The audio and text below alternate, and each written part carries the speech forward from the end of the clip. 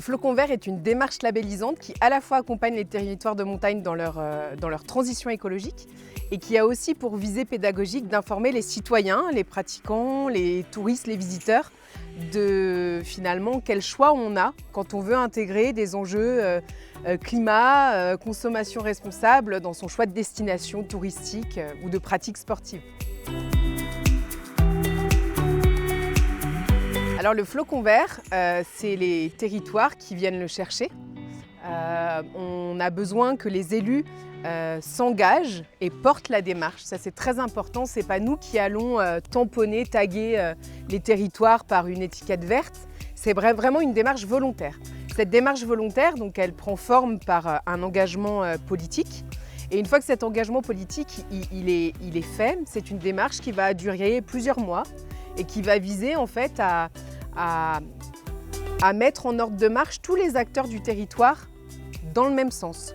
Donc en fait, on va utiliser des méthodologies d'intelligence collective, de dialogue territorial pour finalement se faire rencontrer et mettre en discussion et en échange des acteurs qui n'ont pas forcément l'habitude de travailler ensemble, mais qui, dans le cadre des enjeux de transition écologique, doivent se mettre au service du territoire. Et donc en fait, on crée un espace où tous les acteurs, toutes les parties prenantes vont venir travailler autour d'une première phase qui est un diagnostic partagé de l'existant, ce qui est réalisé sur le territoire, donc la mobilité, l'énergie, la biodiversité, l'eau, tous les enjeux sociaux aussi, culturels, et tous les enjeux économiques. Donc on passe le référentiel au crible d'un diagnostic partagé et ensuite on se revoit avec tous ces acteurs-là pour finalement construire l'avenir, construire le plan d'action, la stratégie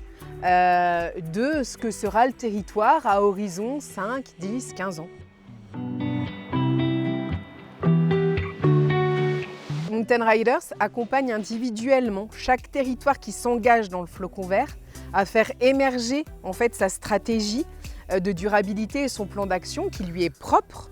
Et nous, on n'est pas là avec une casquette d'expert pour leur fournir, on va dire, la feuille de route. On est là pour faciliter le travail et faire émerger de par les acteurs cette feuille de route. Oui, effectivement, le flocon vert est une démarche à la fois apprenante, une démarche d'amélioration continue.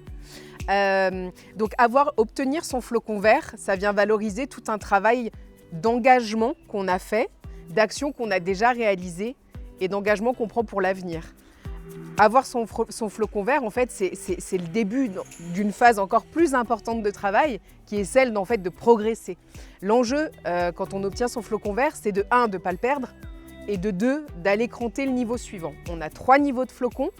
Le premier niveau, c'est un niveau, on va dire, où il est important, on demande dans le cadre du référentiel que le territoire ait travaillé sur tous les indicateurs à un niveau plutôt moyen plus. Le deuxième niveau de flocon, on commence à avoir des indicateurs qui sont exemplaires, mais l'exemplarité, elle n'est pas encore sur tous les sujets. Et le niveau 3, on est exemplaire sur l'ensemble des indicateurs.